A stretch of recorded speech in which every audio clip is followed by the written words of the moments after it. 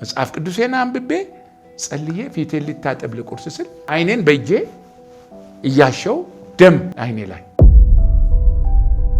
ሰባተኛ ኦፕራሲዮን ሲደረግ ከቦታው ምን ሆነች ጎደለች እንደ መፍሰስ 95% 90% ሰው ያዳኑ እኔን ደሞ ሆን ብለው አይደለም ኖ እግዚአብሔር ጻድቅ ነው እንዴት እኔ አቃተኝ ነው ማለት ያለብኝ እንጂ እንዳቃተኝ ደሞ ያውቃል አቅም ፍጠርልኝ ጸጋን አብዛልኝ ነው እንጂ ይሄማ አንተ ልክ አይደለም ማለት ነው እኮ እግዚአብሔር እሱ ልክ ነው እኔ ነው ያቃተኝ ደሞ አቅም ነው የሚሰጠኝ እንዲህ ያደረገኝ እዚያ ያደረሰኝ ምሕረቱ በዝቶልኝ አንድም ቀን አልጨከንም ካልሆነም ጌታ ሆይ አይን ያላቸው ሁሉ የኔ እግዚአብሔር አንድ ጎረቤቴ ሙሉ ወንጌል ሰው አለ በቃ በጣም የዋ ነው በቃ ያንተ አይን የኔ ነው አይደለ ይላል አዎ ይለኛል በቃ ይዘኝ ተነስላ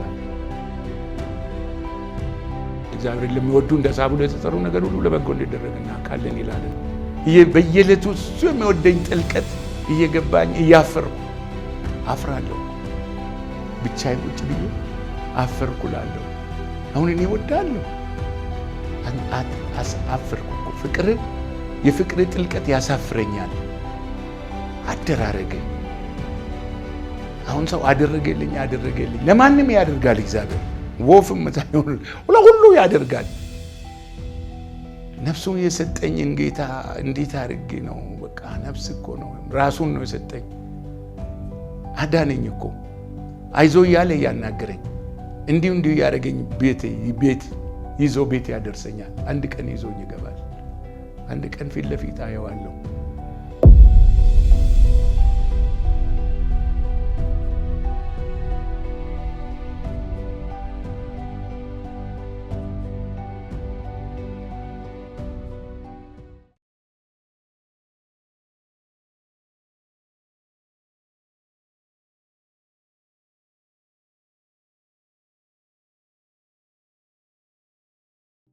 እኔ ስሜ ቡሊ ፈይሳ በያን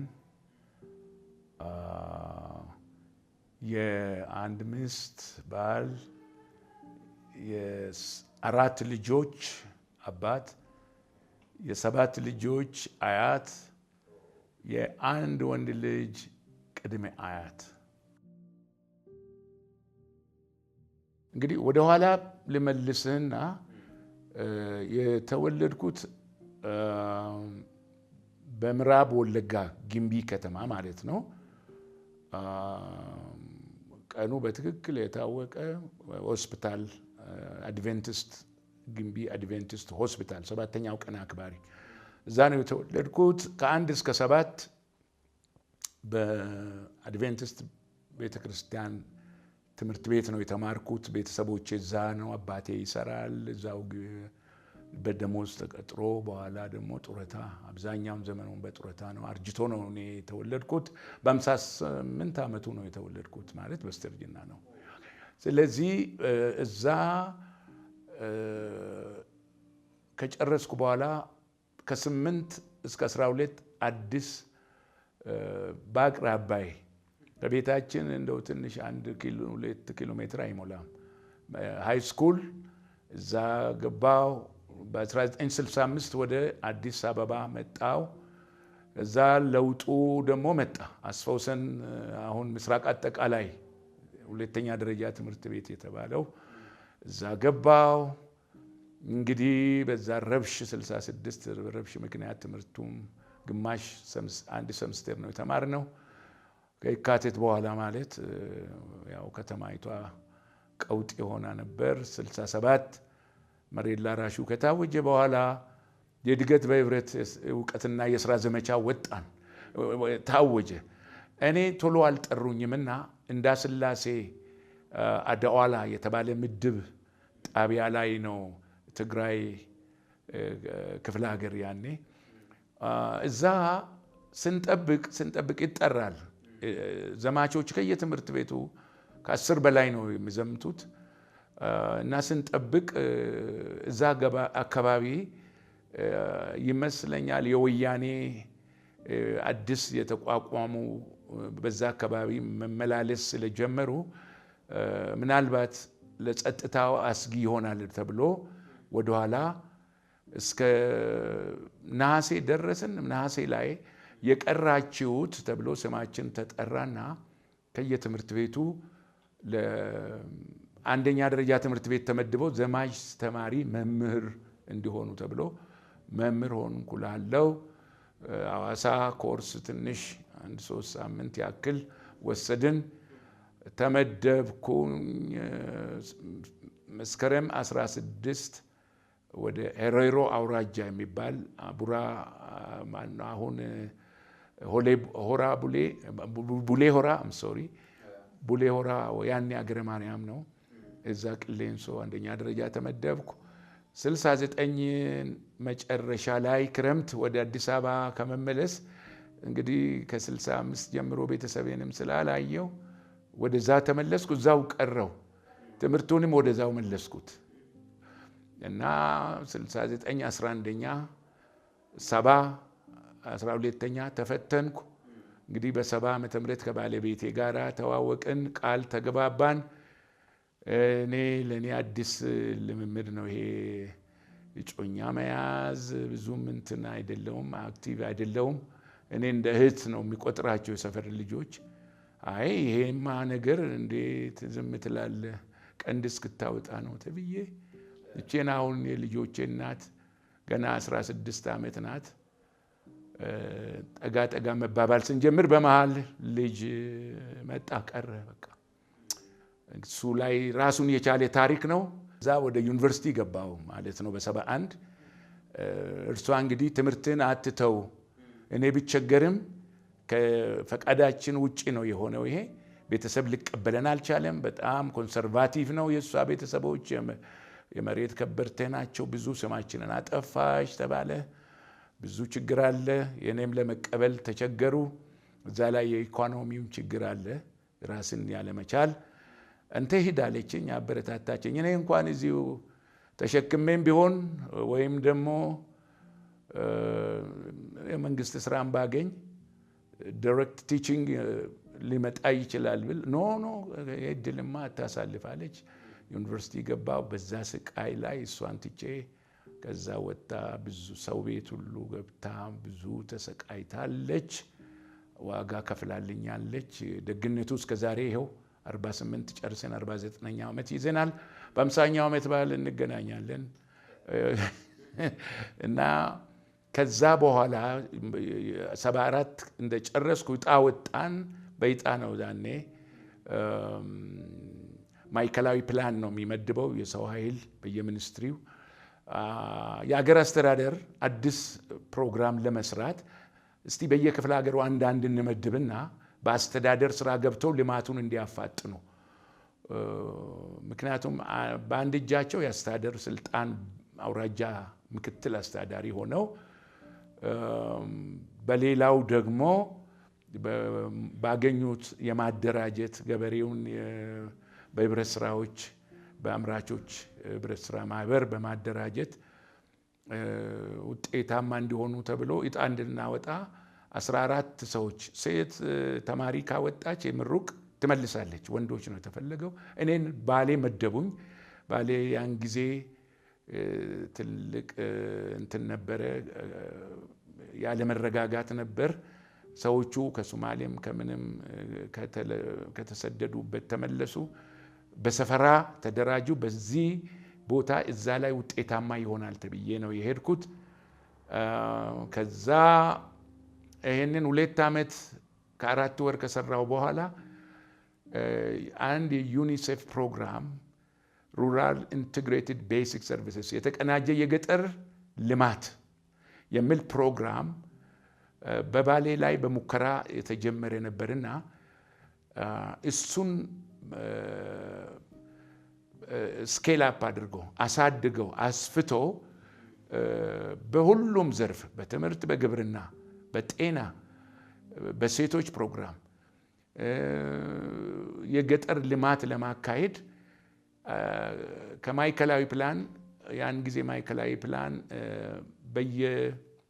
በኮሚሽነሮች የሚመራ ለምሳሌ ደቡብ ኢትዮጵያ እኛ ያለንበት በደቡብ ኢትዮጵያ ሐዋሳ ላይ ተመስርቶ ነበር። ከነርሱ ጋራ በመንግስት ከነርሱ ጋራ ዩኒሴፍ ደግሞ ቀጥታ በመርዳት ፈንድ በማድረግ እና በኤክስፐርቲዝ በመርዳት በዚህ የተጀመረው ፕሮጀክት ሰውን ሲፈልጉ እኔ ተወዳደርኩ፣ እዛ ገባሁ። አሁን እንግዲህ ስንት ሆነ? 75 መስከረም 5 እዛ ባሌ ተመድቤ ጀመርኩ። እስከ 83 ዓመት ይህንን 8 ዓመት በላይ ሰራሁ። መጥፎ ጓደኛ ውሎን ያበላሻል። ጓደኛ ላይ ብቻ እንደፈደፈም እኛ ውስጥም ያለው እንትን ፐልስ አካባቢው ላይ ያለው ትልቅ ነገር ነው። መጠጣት፣ ማጨስ፣ ይሄ ጫት መቃም እንደ ትልቅ ነገር አየን። ክብርን ነውርን ነገር ክብር ታደርጋለህ። ክብራቸው በነውራቸው የሚለውን ታስታውሳለህ።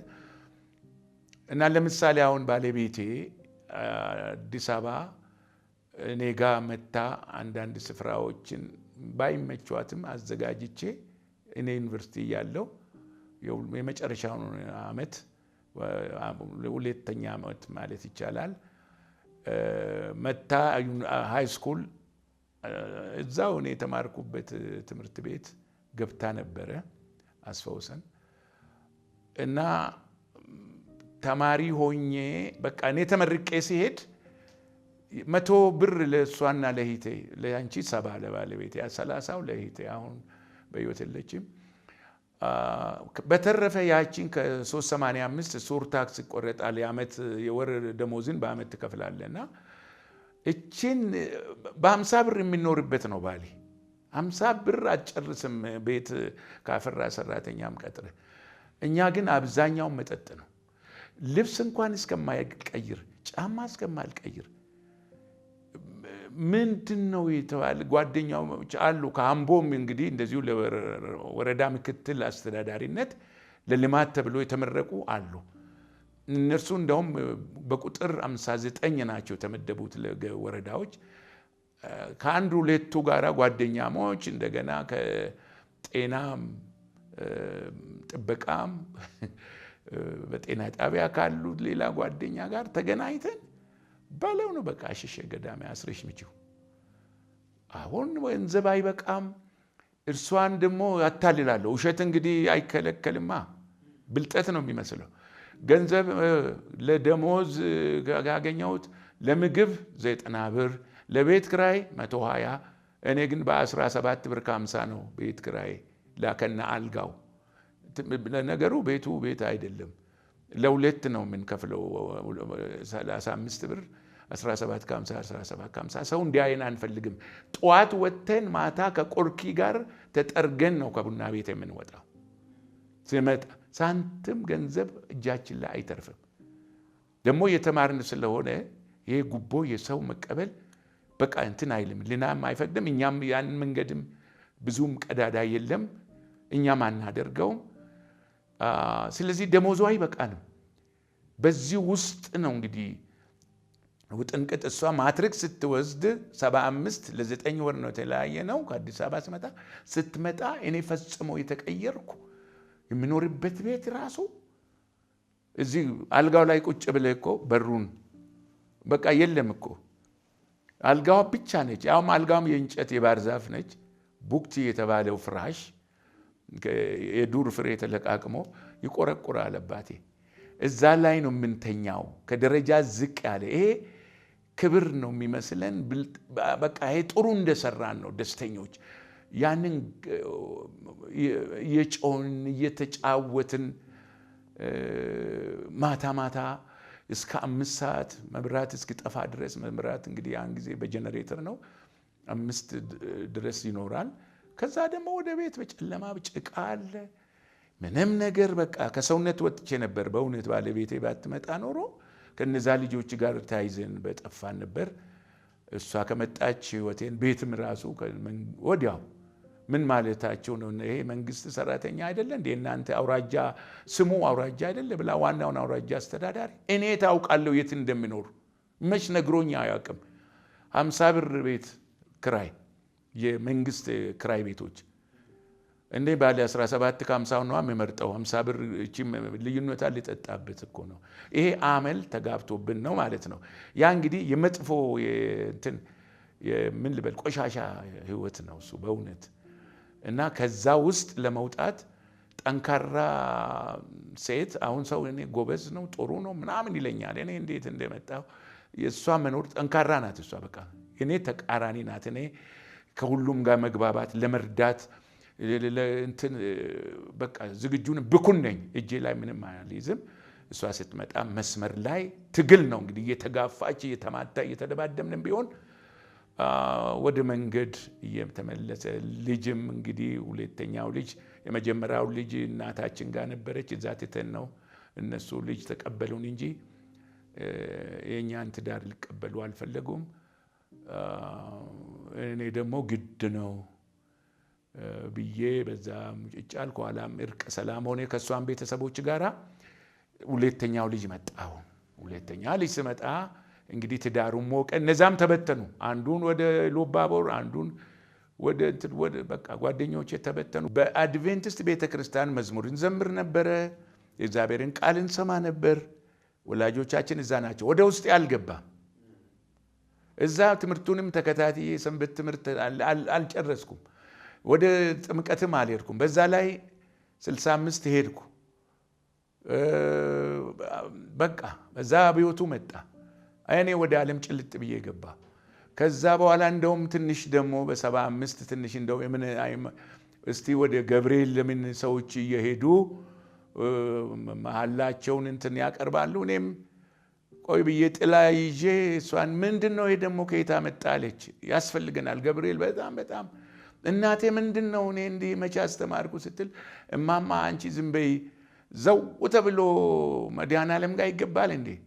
በር እንኳን መጀመሪያ ዘበኛ ጋር ነው የምትገናኘው እያልኩ ይህቺ እንደው ብልጠት ቅልጥፍና አለች አይደል? እና እዛ ገብርኤል ጋር ነው ገና ኢየሱስ ጋር አልደረስኩም እያልኳት በኋላ አንዱ አለ ቲቲአይ አስተማሪ ነው ኮሌጅ አለ ያስተማሪ መምህራን ኮሌጅ እዛ ሲያስተምር ጠዋት እኔ ወጥቼ መኪና ይዛለሁ እንዳልኩ ፕሮጀክት ላይ ነኝ። ሮቤና ጎባ 14 15 ኪሎ ሜትር ነው። ከረምቦላ ይሁድ እዛ ሄጄ ቢሮዬ ጎባ ቤቴ ሮቤ ቁጠባ ማለት ክራይ ቤቶች። አሁን እዚህ ስመላለስ እሁድ ከርሶ ጋር ልሂድ ይላል። መኪና እንደ ዛሬ አልነበረም። የለም መኪና አልፎ ነው የምታየው መኪና በብዛት በግልም ሰው የለውም። እና እሱን ይዤ ሄዳለሁ። 4 ሰዓት ቸርች መካነ ኢየሱስ ለመሄድ እሱ በቃ ጠዋት ደጅ ጠናል። እሺ ደነግጣለሁ። አም ሶሪ እላለሁ። አንዳንዴ ሮብ ጉዳይ እነሳና አደርሰዋለሁ። አንዳንዴ 3:30 ይወጣለሁ። አንድ ቀን 4 ሰዓት እኔ ሳልወጣ ቶሎ ለባብሽ እንደምንም እየሮጥኩ ደረስኩ ጎባ በ10 ደቂቃ ውስጥ። ያው እንግዲህ አንድ መኪና በጣም ነው የማፈጥነው። በ100 እና 120 እንትን እያልኩ አስፋልት አይደለም ያው ፒስታ። ስደርስ ፖስታ ቤቱ ጋር አውርዱኛል። የዱሮ ቦታ ኖ 10 ደቂቃ አሳልፌያለሁ እገባለሁ አልኩ። ወደ ቀኝ ተጠምዝዬ በቃኝ ስል እየተሽቆጠቆጠ ኧረ በቃኝ፣ ኧረ መኪና ኮረኮንች ነው መንገዱ። ምን እኮ መኪናው የፊልድ መኪና ነው፣ ምን ችግር አለ? ገባው በዚህ ስል ወደ ውስጥ 1 ኪሎ ሜትር አይሆንም ገባንና እዚህ ጋር ይመለሰዋል በሩ ላይ። ኧረ እገባለሁ አይፈቀድም ማየት አልኩ። እንዲህ ሳይ ኳይሮች ቆመዋል። ልብሳቸው ለብሰው አዞሬ ሊወጣ ስል የኳይሮቹን እንቅስቃሴ ዱሮ አድቬንቲስት ቸርች መዘምራን ሳይ እሱ ትዝ አይለኝም። መግባት አይቻልም ስል በእንደው አለ። አንድ ቀን አልመሰከረልኝም፣ አይመሰክርልኝም። ይቻላል አለ። እንግዲህ ለብቻ ይጸልልኝ እንደሆነ አላውቅም። እና ገባው ወደ ከረምቦላ መጫወቻውም ሳልሄድ የዛን ቀን ዝማሬው ልቤን አግኝቶታል። አይናቸውን እንትን አድርጉ በእንባ ነው የሚዘምሩት። በቃ የቃል የተሰበከው ምንም ወደ ልቤ ምንም አልገባ። ወደ ቤቴ ተመለስኩ። መዝሙሩን ጌታዊ አስበው ያንተን ቤት አስበው ይላሉ እና እዛው ነው መዝሙሩ የተሰጣቸው ማለት የታወቀ የተቀበ ካሴት ያለ አይደለም እዛው የራሳቸው ጌታዊ አስበው ያንተን ቤት አስበው ያሉ እሱ ነው ልቤ የቀረው ከእንግዲህ አልኩ ከዚህ ቤት አልቀርም ይበቃኛል የከረምቦላ ህይወት መቼም የመጠጡ የምኑ ህመሙ ሁሉ ትሞታለህ ካላቆምክ ተብያለሁ አሁን የሚገርም ለካ ይሄንን በውስጤ ሲወስን ምኒልክ ሆስፒታል ዶክተር ፕሮፌሰር ያዕቆብ ዶክተር ፕሮፌሰር ፓራንኪማል ሊቨር ዲዚዝ በጣም ከባድ ነው ያለብህ እንግዲህ መጠጡ እንኳን ቆራርጦት ይሁን እኔ አላቅም ፓራንኪማል ሊቨር ዲዚዝ አለብህ የልቡ ያው በእንግሊዝ ሀገርም ተነግሮኛልም እኔም ውስጥ ያውቃለሁ ያደክመኛል ይጎትተኛል ይወጋኛል ኮምፕሊኬሽን አለው ኩላሊት እግሮቼ ያብጣሉ እብጥ ነው ከታች ጀምሮ ለከን ወስኜ እኔ ከዚህ ቤት አልቀርም ከረምቦላን ማልሄድም ብዬ ወደ ቤት ያልተመለስኩም ለካ በሽታ ሁሉ ሄዷል እኔ ጌታንም አልተቀበልኩም እጃንስቼ ከቃሉን ከራሴ ጋር ነው ቃል የገባው ካንተ ቤት አልቀርም አልኩ በዛው ወቅት ምን አለ ጌታ ሆይ በኮንፈረንስ ማከል ከነዚህ በሽታ ከታወቁ ከልቡበት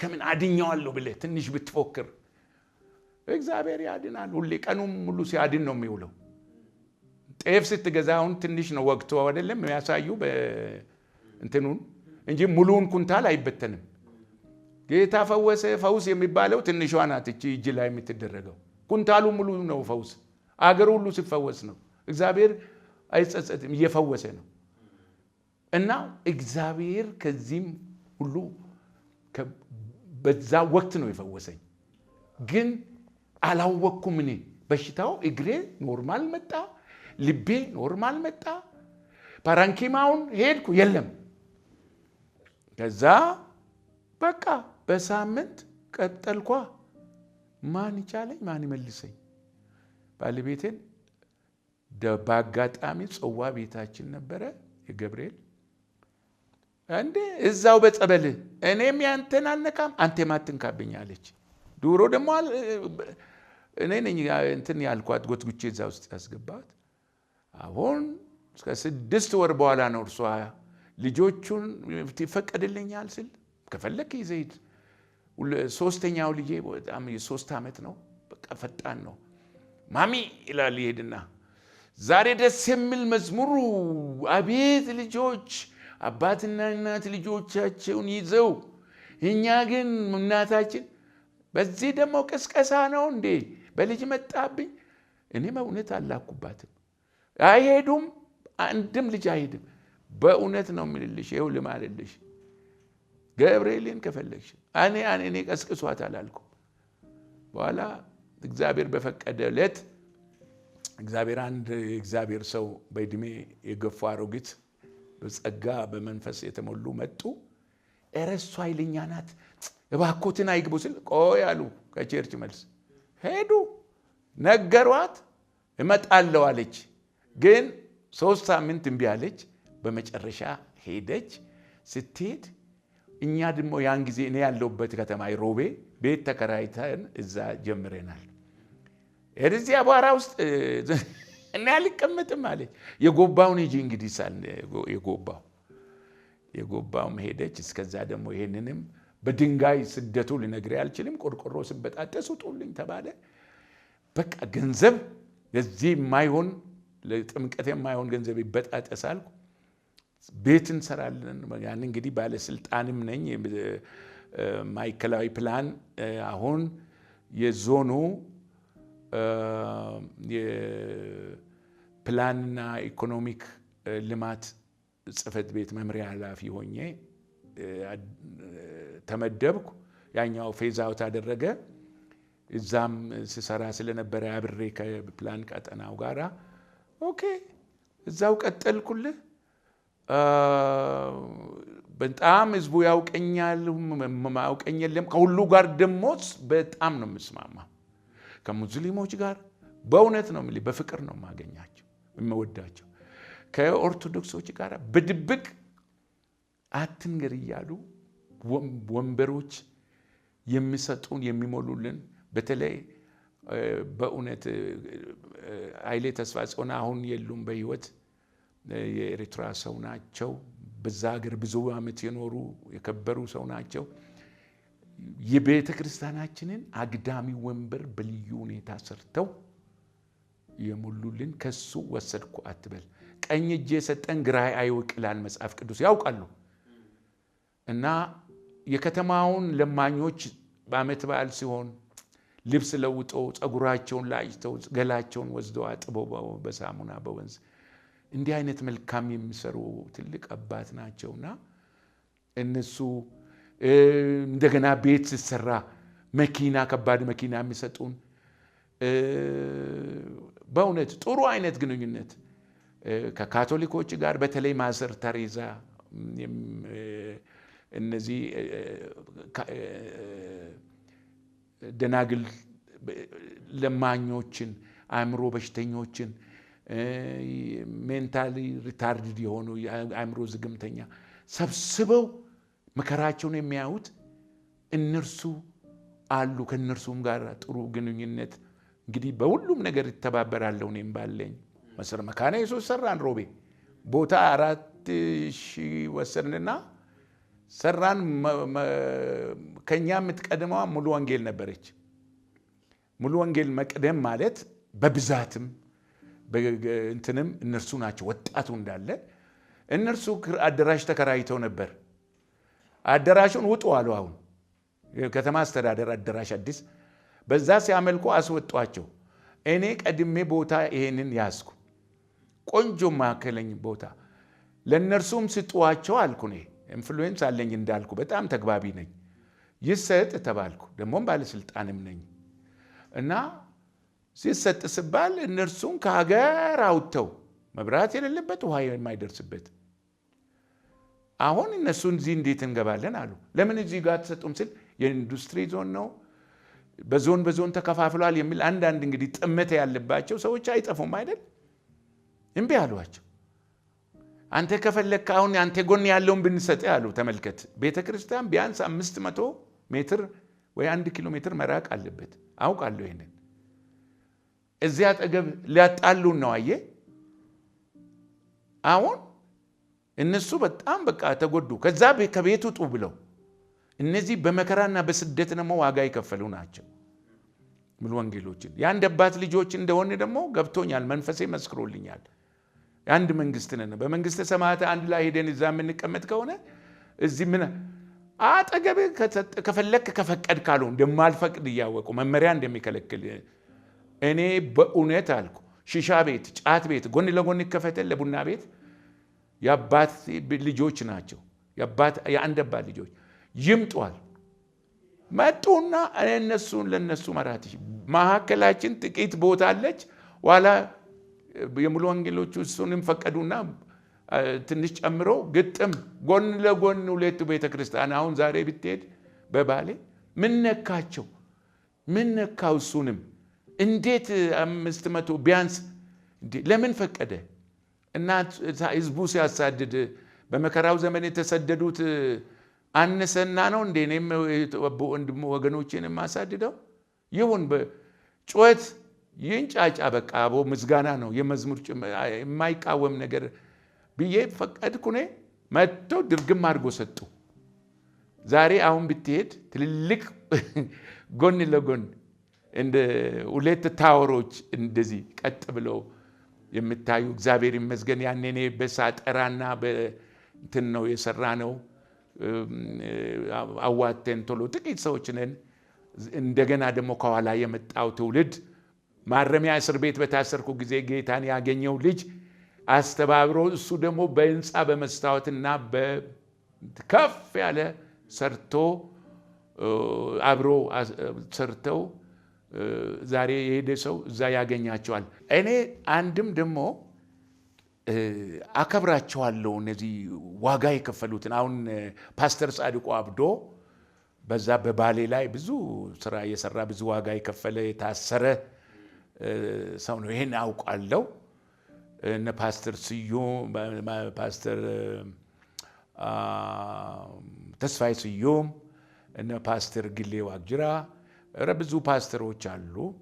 አሁን ቆይቷል፣ ረጅም ጊዜ ሆኗል። እነዚህን ሁሉ አያቸዋለሁ። እዛ በመስሪያ ቤቴም ደግሞ በከፍተኛ ቦታ ላይ ስላለው በተለይ ጌታን ከተቀበልኩ በኋላ ለነርሱ ያለኝ ፍቅር፣ አክብሮት ገባ።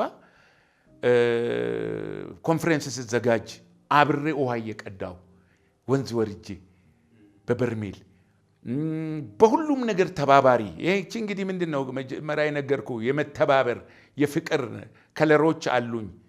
ይሄ የመስማማት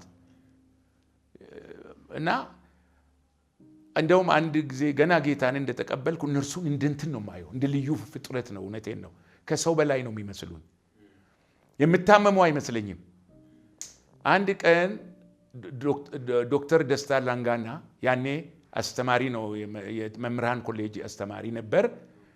እዛው ፊት ለፊት ያችን ነው ቁጠባ ቤት ስወጣ እሱን ነው የማገኘው ምሳ እና እሱን አከብረዋለሁ። ምክንያቱም በጌታ እሱም በቃለ ሕይወት ብዙ ዋጋ የከፈለ ብዙ የሚያስተምር የለፋ ነው። ደስታ ላንጋና ታመመ አሉ። እኔ የምታመሙ አይመስለኝም። እኔ ገና አዲስ ነኝ በጌታ። ምን ሆነ ያልኩ ሄድኩ። ባለቤቱ ጋሽ ቡሊ እኮ ታመመ እኮ ገባ ወደ ውስጥ። ወይኔ ያልኩ። እጁን ሲይዘው ላብ ፊቱ ላይ ምን ሆኖ ነው? ወባይውን ምን አይታወቅም፣ ግን ትኩሳቱ ኃይለኛ ነው፣ ላቡ ኃይለኛ ነው፣ ያቃስታል። ጸልዩለት አለች። እንዴ እኔ ደግሞ እንዴት ነው የሚጸልየው? ይጸልይልኛል እንጂ ለምግብ ብቻ ነው እኔ የሚጸልየው። አቅም ጸሎት አልደረስኩም ብዬ ነው የማስበው። የጸሎት ስፔሻሊስት ነው የሚጠብቅልኝ ወንድም ነው አባቴ ልበል እንግዲህ። እና ጸልይልኝ ስትል ከፋኝ። ለምን ይታመማል ብዬ እንደነ ጻድቁ ለምን ይታመማሉ? እንደነ ግሌማ እንደነ ደስታ ከታመመ አልኩ። ዶሮ ፊት እኮ ጫጩት፣ የዶሮ ጫጩት ፊት ስለ ፈንግል አታወራም። ፈንግል የዶሮ በሽታ ነው። በሶስተኛው ቀን ሁለተኛ ቀን ነው የሚገላቸው። ጫጩት ግን ወሬው ሲወራ ነው ክልትው ብለው የሚወድቁት። አሁን እኔ መውደቄ ነው። እነርሱ ከታመሙ ምን ያደርግልኛል ታዲያ? በኋላ ጸልይ ስሉን ያለ ጸልይ ግድ የለም እግዚአብሔር ይሰማውታል አለኝ አልኩና እግዚአብሔር ሆይ ደስታ ላንጋና አንድ ነገር ከሆነ እንቀያየማለን በቃ አልኩና እምባዬ መጣ። ትቼ ወደ ቤቴ ሄድኩ። ወዲያው አይድንም አንተ። አሁን እኮ አንድ ጊዜ አንስታ የሆነ ኮንፈረንስ ላይ የሆነ ስብሰባ ትሬኒንግ ወርክሾፕ ነው መሰለኝ። ጋሽ ቡሊ ድሮ የጸለዩትን ትዝ ይለውታል አለች ባለቤቱ። ዛሬ እግዚአብሔር እዛ ትልቅ ቦታ ባሪያዎቹን አከበራቸው። ፓስተር ጻድቁን ብታይ እግዚአብሔር እስከዚህ ድረስ ሁሉም ደስታ ላንጋና ትልቅ ቦታ ላይ ዶክተር ነው። ልጆቹ 5 ልጆች ያሉት እና እግዚአብሔር ይመስገን። ተግዳሮት አንድ ጊዜ እዛ አጠገብ እኛ ከሰራንበት ግቢያቸው 400 ሜትር ላይ ትልቅ ግቢ ነው፣ ግን ባህር ዛፍና ቁልቋል የታጠረ ግቢ ኦርቶዶክሶች አለ። ሰበብ ፈልገው እሁድኛ አዲሱ ቤት ስንገባ እዛ ጋም እንግዲህ መቼም ኦርቶዶክስ ሄዳችሁ ቀጥቅጡልኝ አላለችም። እንዲሁ ቀናት ያላቸው ወጣቶች መተው ቅዳሜም ሲደበድቡት አዲሱን ቤት ቆርቆሮ አንተ ይሰነጠቃል። ድንጋይ ከሄሊኮፕተር የጣሉት ነው የሚመስለው እንጂ ድንጋይ እንዴት ከመሬት ኪሎ ወርውሮ እዛ ላይ ወጡት። ቅዳሜ ታገስን ዋል። እሁድ በ4 ሰዓት ፕሮግራም ሲጀመር ኳይሮች እንደቆሙ ኃይል ጨምረው ወይ ወጣው። ማን ገፍትሮኝ እንደወጣ አላውቅም። እናንተ ልጆች ናቸው ለካ ከፊት የ12 14 ዓመት ልጆችን ነው ይላኩት። ከኋላ ለካ ያለው እንደየኔ ያላየውም ወደዛ ፈቅ ብሎ ኢቨን የሬዲዮ ማሰራጫ ታወሩ ጣቢያ አካባቢ ዘበኞች አሉ። ጠመንጃ የያዙት እዛም ሁለት ዘበኞች መጣ። ልጆቹን ስንይዝ ለምንድን ነው ልጆቹን ልቀቁ ተባለ። ከውስጥ ያሉት ወጡ። በሙሉ ደግሞ ያን ጊዜ ጌታን የተቀበሉት ወታደር ቤት የነበሩ ደርግ ወታደሮች እንግዲህ ተበትነዋል መጡ። እነዚህም እናቴ ገና አዲስ ናቸው። እግራቸውን ያወራጭ ኤርቦርኑ አለ ምን አለ በቃ። ከዛም ከዚህም ድንጋይ ሲወራወሩ አንዱ መሃል ገብቶ አስራት ይባላል አንድ መምህር ሰላም ይውረድ እናንተም ተው እኛ ምን ተዋለን ሲል የመጀመሪያው ድንጋይ እሱን ነው ገላጋዩን ነው ያገኘው። ደሙ አንድ ጊዜ ሸምዙ ምኑ ላይ እና ይሄ ስደት አለ። አምልኮ ተቋረጠ። የኢህአዴግ ወታደሮች ነበሩ በዛ አካባቢ። በዛን ጊዜ ትልቅ ሰላምም ችግር ነበረ። የፖለቲካው ጫና በጣም ከባድ ነበርና መጡ። እነሱ ጸጥታ አስከባሪዎች ናቸው። መጡና እንገላገሉን እንጂ ሙልጭ ሊያረጉን ነበር ህዝቡ እንዳለ ወጥቶ እና ይሄ ስደትም አለ ነው የምልህ። እንደገና ወደ አካባቢ ላይ ያሉትን መኪና የሚዛታች እንትናት ይሄ የፌደራል ፖሊስ እንትኖች አሉ አይደለም የሚቀመጡበት ረጅም ቶዮታ ፒካፕ ሆኖ 5 ሲሊንደር ነው ጉልበት አለው 25 ሰው ከኋላ ሸራ ውስጥ ትጭናል። እርሱም መኪና ነው የሚይዘው። በርሱ እየሄድን በየቦታው ጋሽ አሰፋ በየነ የሚባሉም ደሞ አሉ መካነ ኢየሱስ እሳቸውም መኪና አላቸው። በየቦታዎቹ አሁን የስብከት ጣቢያዎች ስደት ስብከት ጣቢያዎች ላይ የተቀበረውን ሬሳ አይቀበርም ብሎ አወጡ። የመቃብር ቦታ የለም። እኛ እዚህ አምጥተን የምንቀብርበት ቦታ የለም። ስቃይ ሆነ ስደቱ።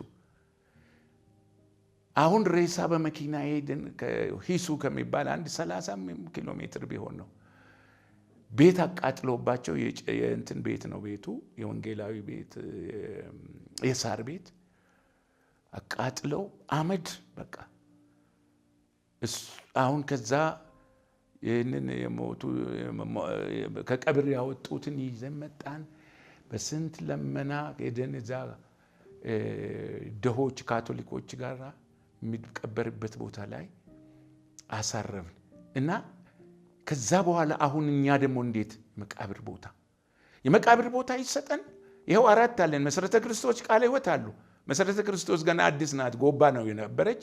ይሄው አንድ ቀን ቤታቸው ገብቼ ነኝ የምን መካነ ኢየሱስ ጋር ታመልካላችሁ?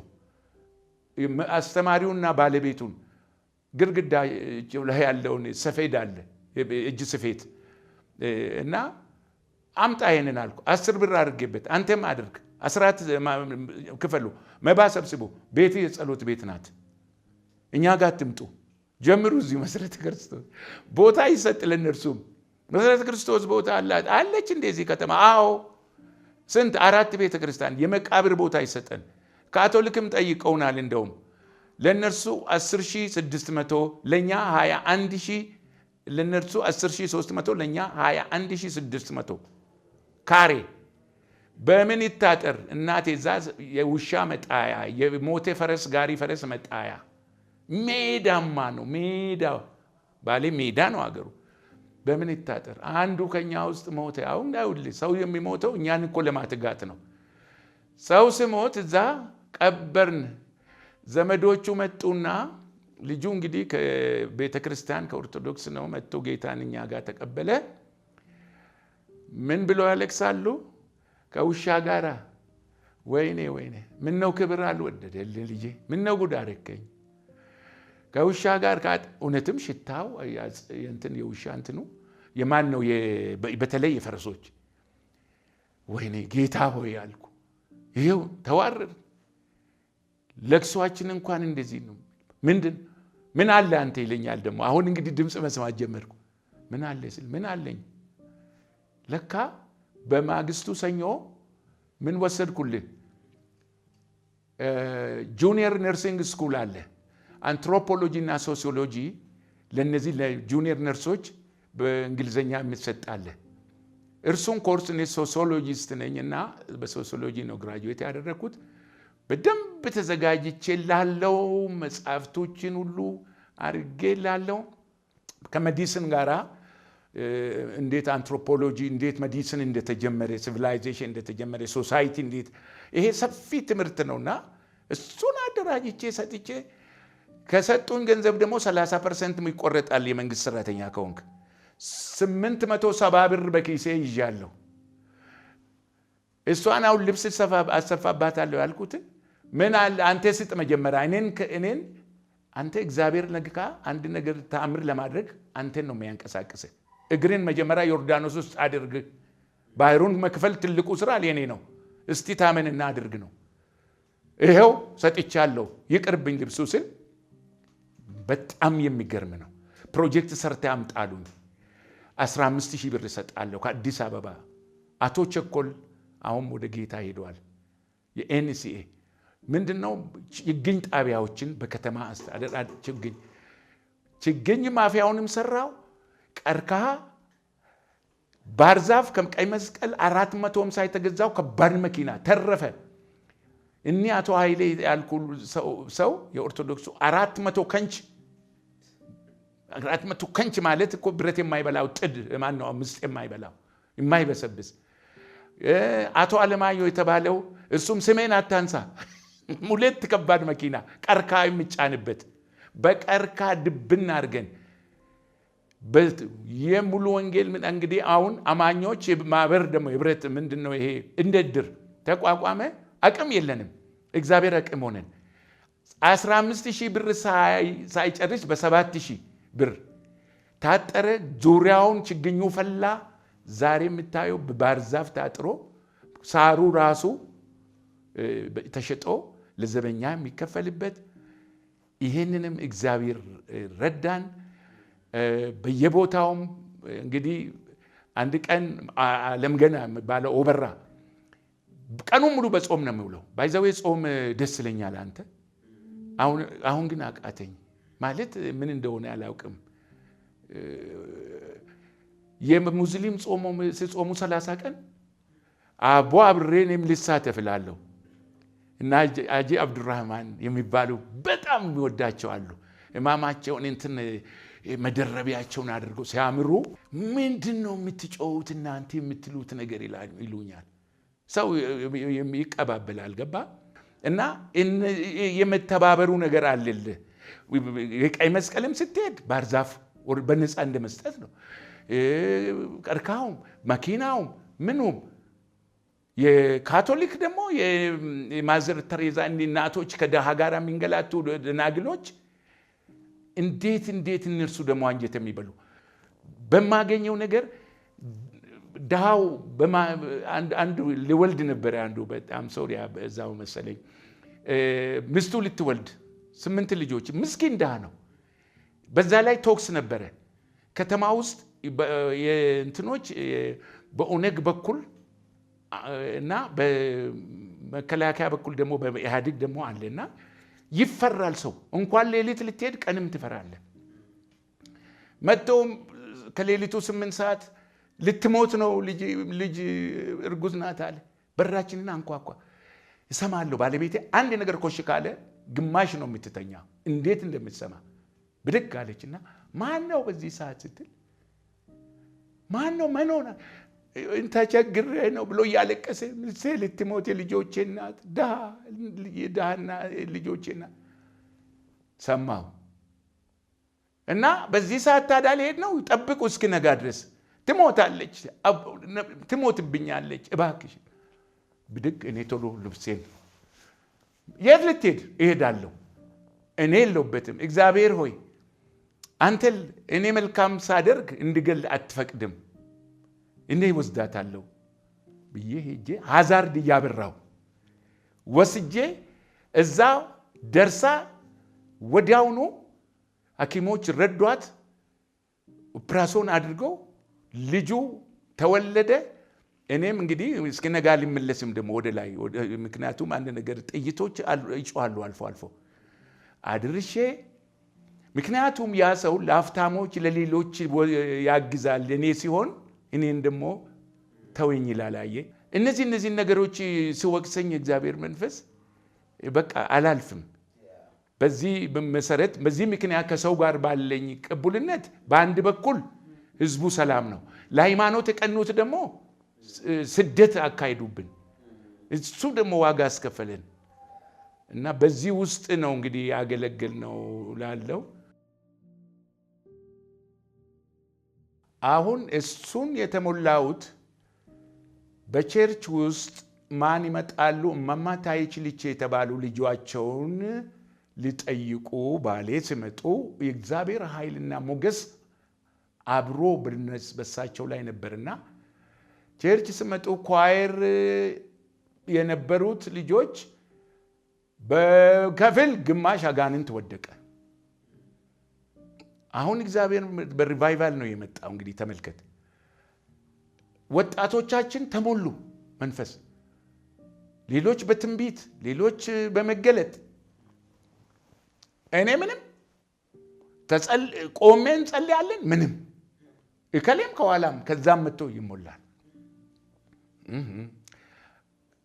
ጋሽ አሰፋ በየኔ ጥግ ላይ ተቀምጠዋል። እኔ ቆሜ ምነው ይሄ ነገር በነካኝ፣ ምነው ይሄ እንደዚህ እንዲህ በደስታ ፊታቸው እየበራ የሚዘምሩት የሚዘሉት እነዚህን ምነው እንደሱ አዲስ ቋንቋ የሚናገሩት የት አለ የኔ ድርሻ አልኩ። ምንም የለም፣ ብጮ ምን ቢሆን የለም። መማታየች እጃቸውን እየጫኑ ጉባኤው ላይ፣ እኔ ደግሞ የሽማግሌው ሰብሳቢ ነኝ። አባቴ አለቃውን ትቶ ጌታ ሌሎቹን ይሞላቸዋል። ጥግዬ እንዲህ አልኩ በውስጤ፣ አይ እጅግ ከሁሉ የባስኩ ኃጢአተኛ ነኝ እኔ። ታየኛ ኃጢአቴ አለፈ። ልክ በቴሌቪዥን ስክሪን ላይ ከታች ሲያል እንደ የዜናው ባር አለ አይደል? አንድ በአንድ ኃጢአቴ ከልጅነት ይሄ የዓለም ሁሉ የኃጢአተኛ አንደኛ እኔ ነኝ ለካ። ለዚህ ነው ያለፈኝ አልኩ። በዚህ ነው በድያለሁ በቃ ብዬ ሳላውቅ እምባዬ ፈሳል በኃይል። መማታዬች እኔ ጋር ደርሰው ሲነኩኝ አላውቅም ምን እንደተነካው። ጋሻሴ ጥግ ላይ ሆኖ ቆይ አንተ ጣሊያንኛ ታውቃለህን? ቆይ ንገረኝ ይላሉ። እኔ ምንም ጣሊያንኛ ነው የማውቀው።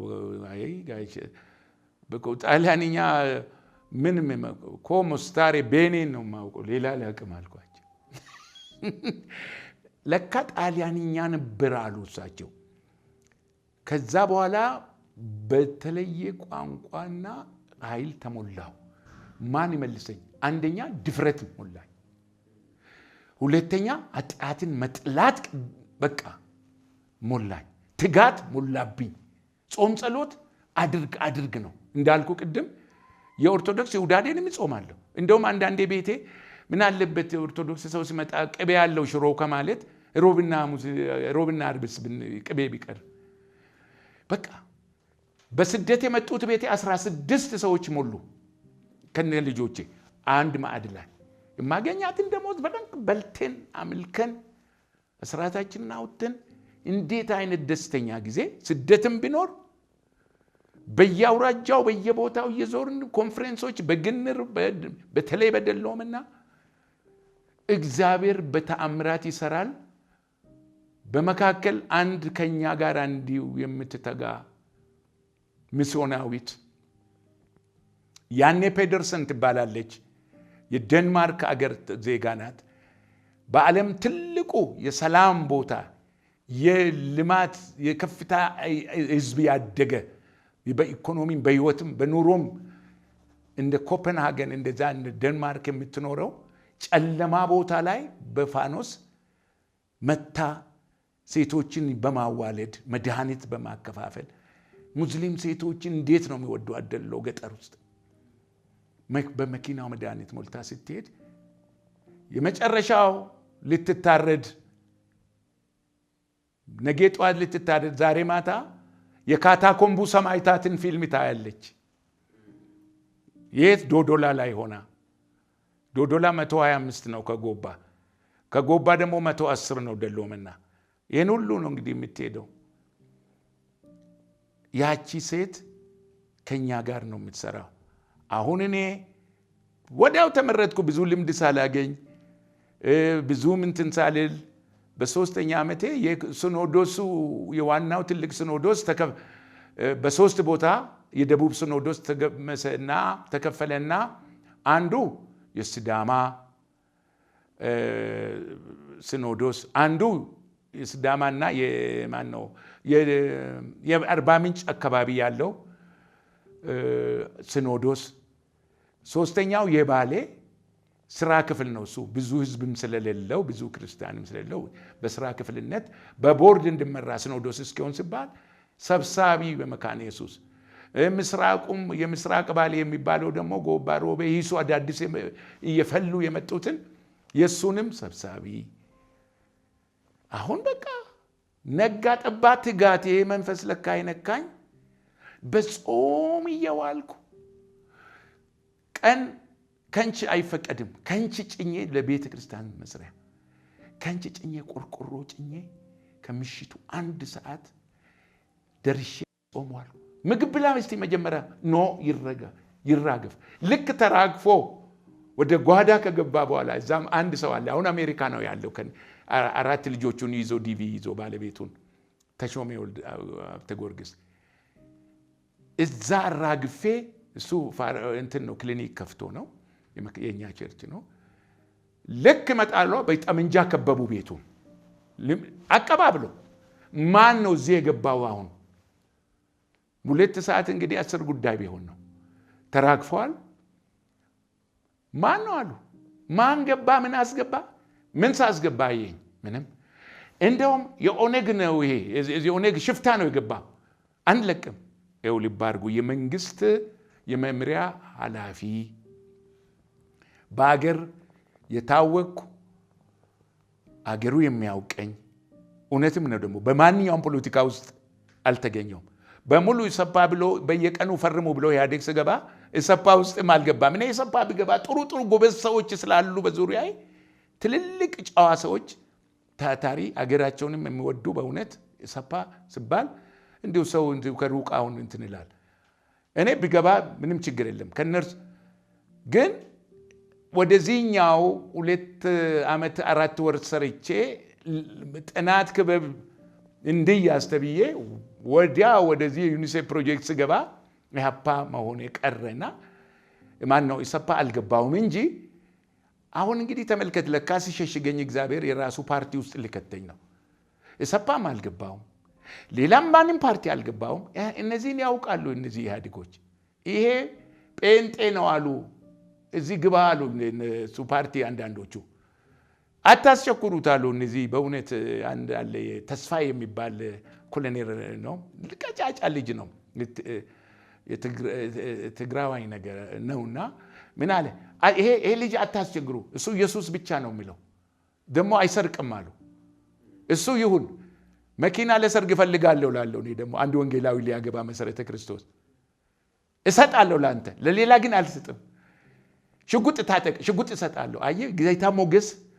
እኔ ምን ሽጉጥ፣ እኔ ጋር 7 ዓመት የኖረው ክላሽ በአስተዳደር ጊዜ የወሰድኩት አንድ ጥይት አልተኮስኩም ከነ 4 መጋዘን ከየቦታው። ይሄ አብሪ ጥይት ነው። በከረጢት ስለቅም ጥይቱ ራሱ ወደ 1000 አልደረሰም። ወሰዱ።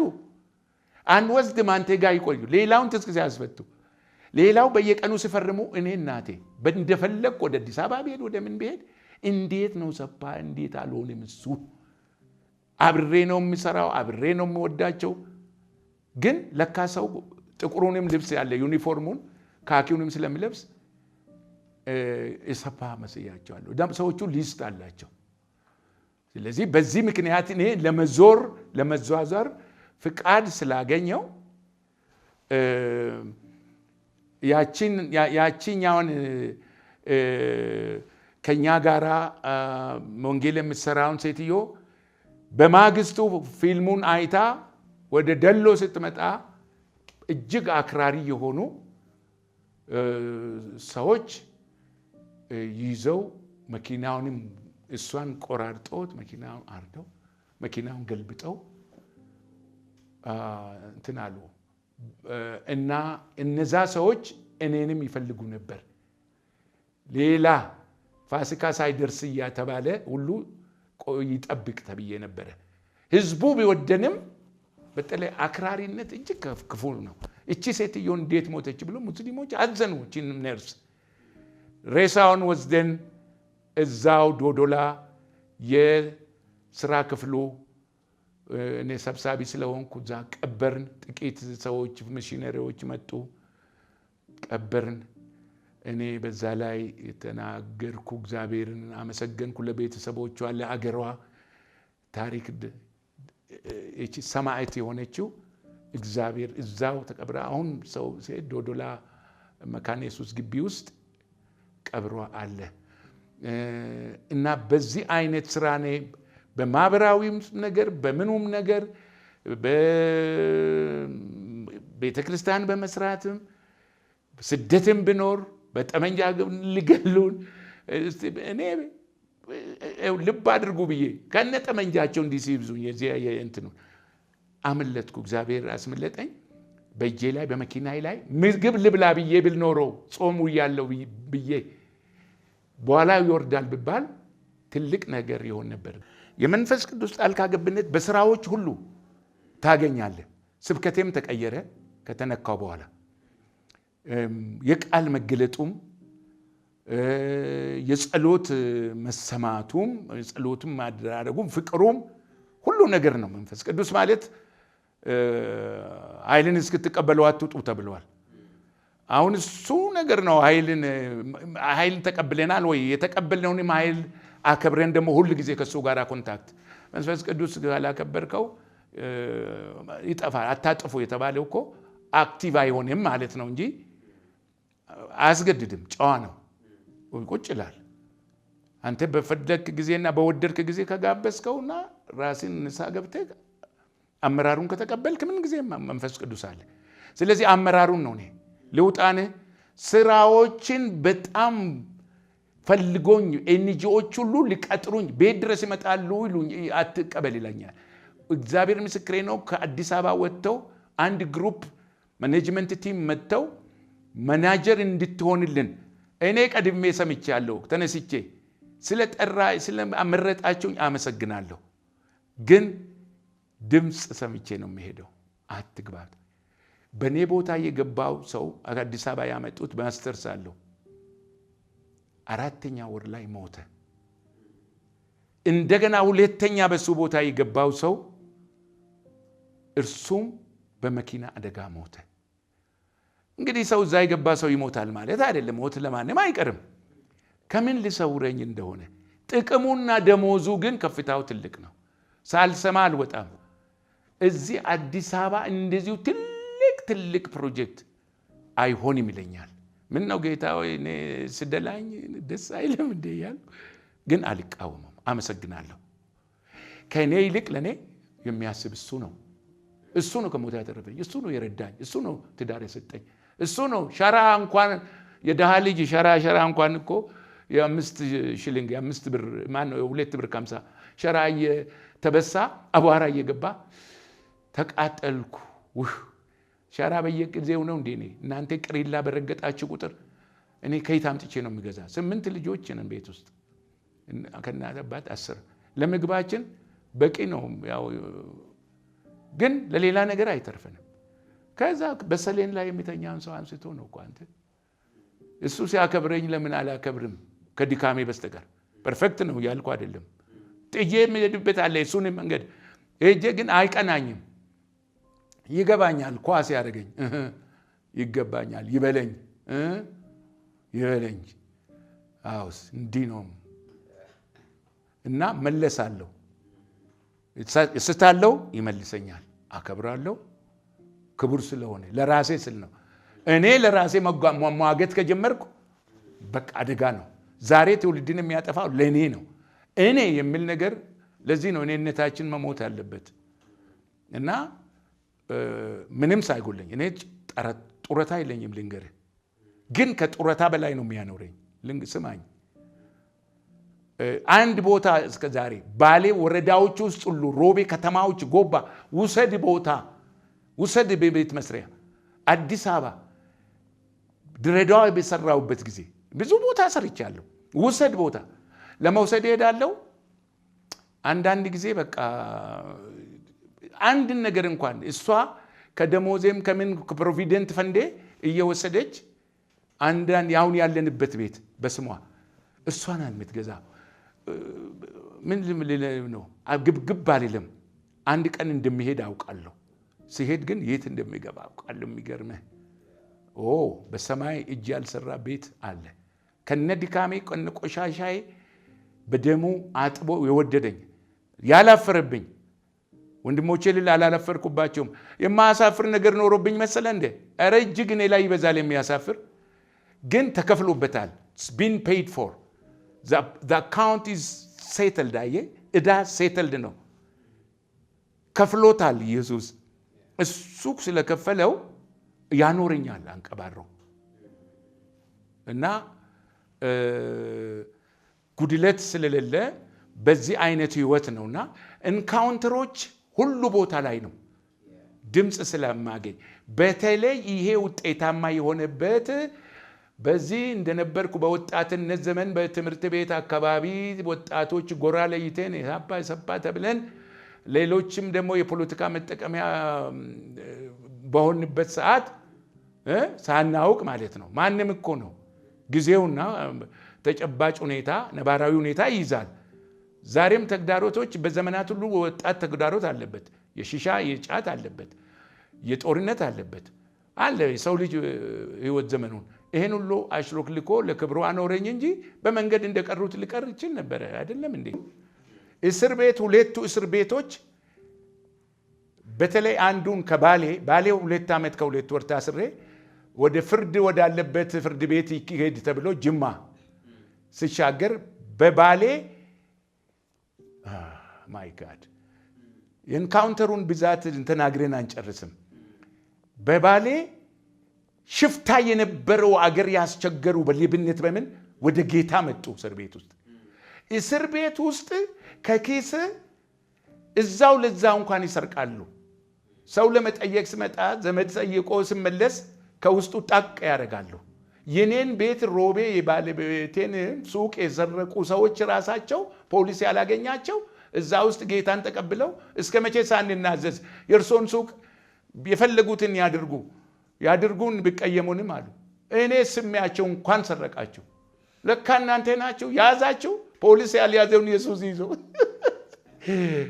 እና እነዚህ መጥቶ ጭቃ ይረገጡ 18 ሜትር በ7 የሆነ ቦታ በዛ በባሌ ስለሚያውቁኝ ማረሚያ ቤቶችም ሁሉም ፖሊሶችም አንዳንድ ጊዜ ዝናብ ሲዘንብባቸው ማረሚያ ቤቶች ከነስረኛውና መንገድ ላይ ይዟቸው የሚሄዱትን ፖሊሶች የማረሚያ ቤት ፖሊስ ይዤ ለምን ዝናብ ይደበድባቸዋል እያልኩ ቢሮአቸው አደርስ ነበር።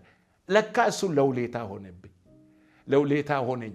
ውሌታ በጣም ያንቺ ቤት በቤተ ክርስቲያን ተሰራ፣ በሮች ተገጠሙለት፣ ገንዘብ 10 ሳንቲም እየሸጡ ዳቦ ቁርስ እየተው የቁርሷቸው እንዳችን ትንሽ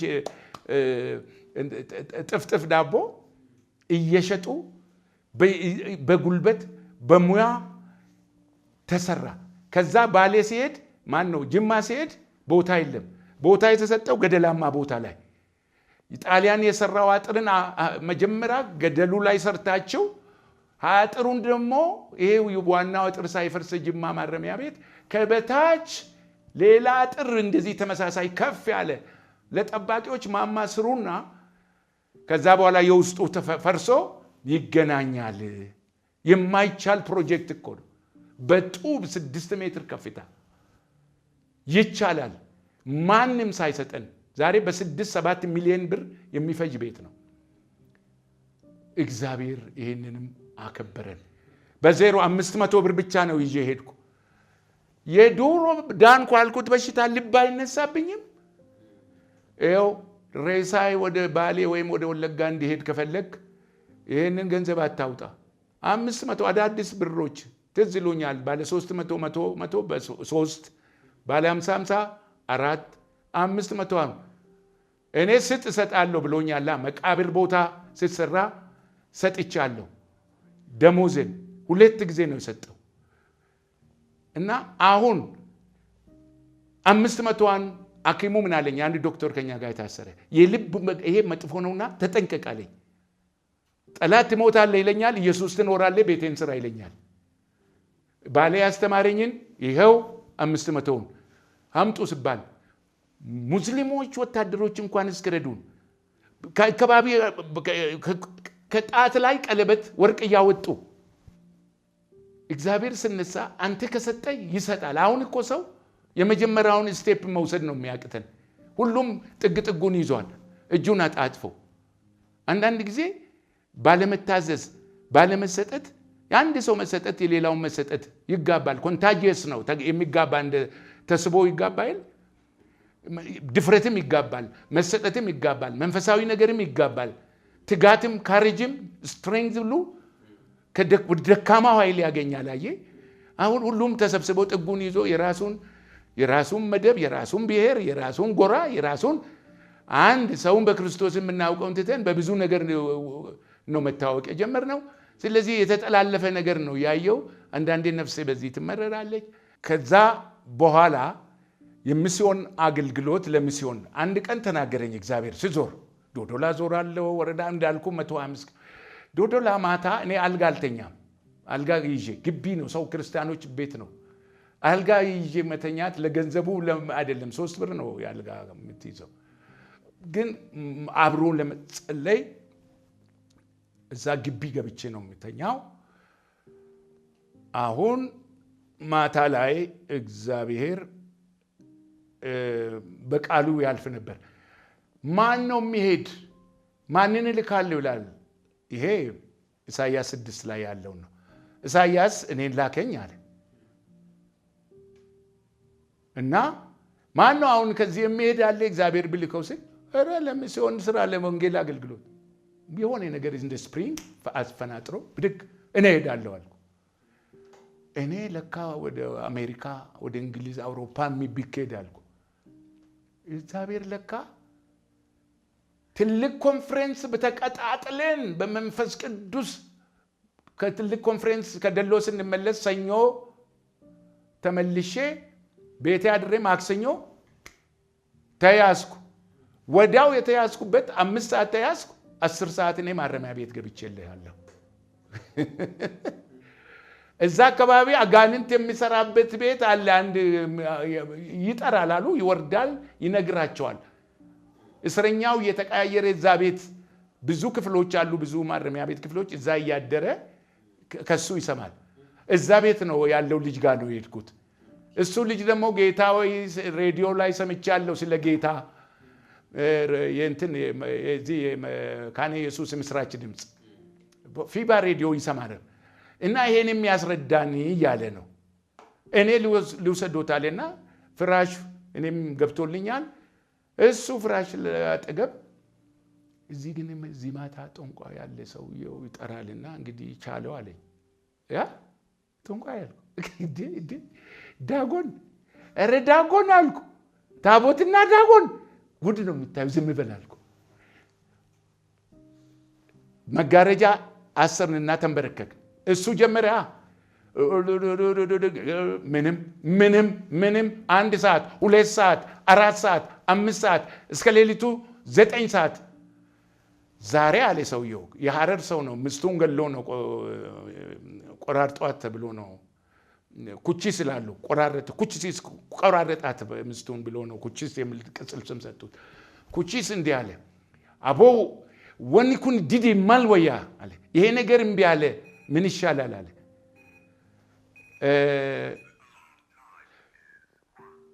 አልወርድ አለው። ገባ አለው አልወርድ አለ። 2ኛ ቀን ደገመ፣ 3ኛ 4 5 ሳምንት በቃ ከፍ ሩቅ ነው ያለው መቅረብ ስላቃተ እኔ ትቻለሁ አትምጡብኝ አለ።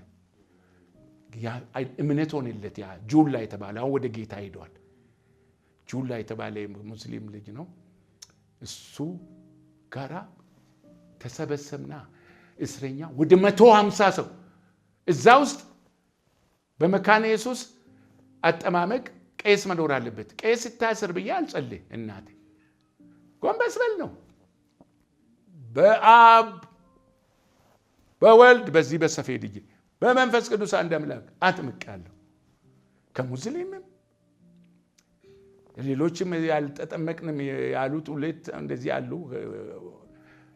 በኦርቶዶክስ የተጠመቃችሁ አሁን ጥምቀታችሁን እንትን አድርጉ። ከዚህ ስትወጡ አይ እኛ ካላችሁ ከኢየሱስ አትለዩ እንጂ ቅርባችሁ ያለው አብያተ ክርስቲያናት ሁሉ የክርስቶስ ነው። ሙሉ ወንጌል ያልቀርበ ያለ ግባዛ መካነ ኢየሱስ የለም ብለህ ደርቀህ እንዳትቀር። እኔ ወደ ራሴ የሚል የለኝም። የማንን መጽሐፍ ነው ያስተረጎምኩ? ዘ ሼፐርድ ስታፍ የሚባል የእረኛው በትር እሱን እየተረጎምኩ ሌሊቱን ሙሉ ቅድም መንፈስ ቅዱስ ታች ውስጥ አንዱ ይሄ ነው። ሌሊቱን ሁሉ እየተረጎምኩ ከአማርኛ ወደ ከእንግሊዘኛ ወደ አማርኛ ኮንኮርዳንስ አለ። ቶፒካል ኮንኮርዳንስ በርዕስ የተቀመጠ እርሱ ሁሉን ነገር ነው የሚይዘው። እርሱን እኔ ጽፌ ትርጉሙን ጠዋት ተቀብለው ይጽፋሉ። እሱን ደግሞ ማብራሪያ ያሰጣለሁ። እየጠነከሩ በቃል የዚህ የዲኖሚኔሽን ጉዳይ ኢሹ አይደለም። ወጥቶ በዚህ ደግሞ እንዳይመረዙ የራሴን ስታንስ ነግራቸዋለሁ። እኔ ይሄ ነው ማምነው። ሙሉ ወንጌሎች በዚህ ያምናሉ። ባፕቲስት በዚህ ያምናል። ይሄ ለመዳናችን ዋናው ነገር በክርስቶስ አምናችሁ ስለመጣችሁ ጠንክሩና ሌላውን ራሳችሁ ደርሳችሁ ወስኑ። በዚህ መንገድ ነው ሄጄ ከዛ ከወጣው በኋላ አሁን ሚስዮናዊነት ማን ይሄዳል? ያን ጊዜ ይሄዳለሁ ብዬ እስር ቤት አልሄድኩም። ሁለቱ በጅማም ወደ 200 የሚሆኑ በዚህም እኔ ማስተማር ነው በቃ። ሌሎችም አሉ የሽማግሌዎች 8-7 ሆነን ነው ከሙሉ ወንጌል 2 ከመሰረተ ክርስቶስ 2 ከመካነ ኢየሱስ 2 አንድ መሰረተ ክርስቶስ ነው 3 እና በጅማም ቤተ ክርስቲያኑ ተሰራ ተመረቀ። ዋው ትልቅ ዛሬ ብትሄድ ትልቅ ቤተ ክርስቲያን እግዚአብሔር ከዜሮም ይሰራል። ልብ ነው የሚፈልገው ባክ ብር አይደለም። ልብ ነው፣ መሰጠት ነው፣ የመንፈስ አንድነት ነው። እኔ እንደገባኝ ፍቅር ነው።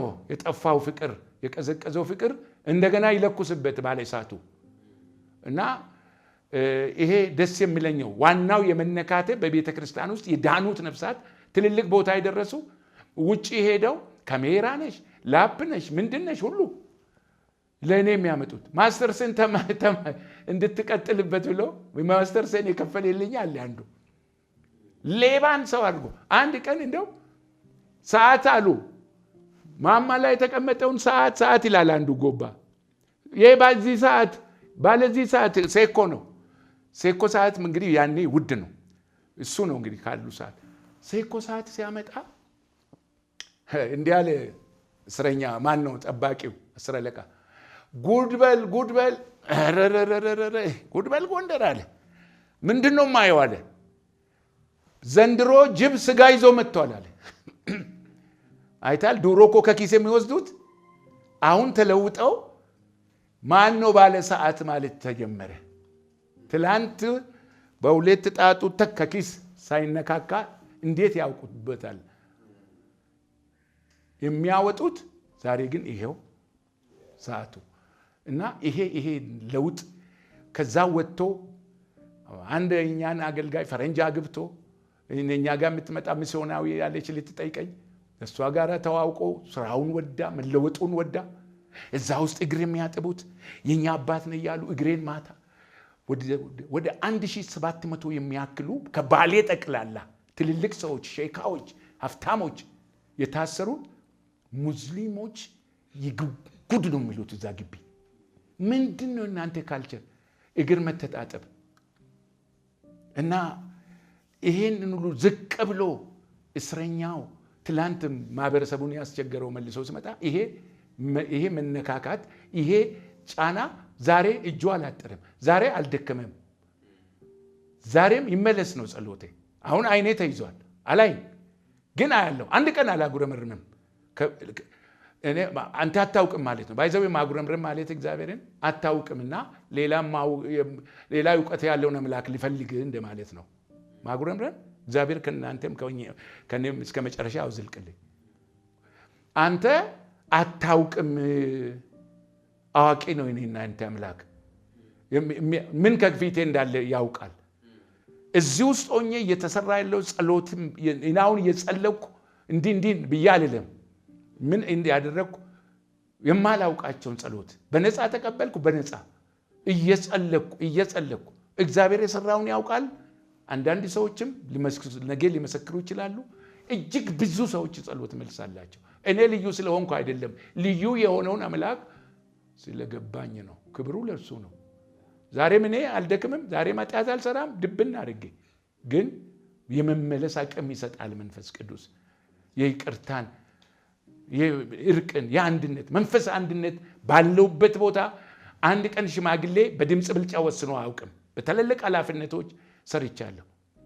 እኔ አውቄ ስለሚሸነፍ ከልብም ስለሆነ የድምፅ ብልጫ ሽማግሌዎች የገባ ነገር የለም።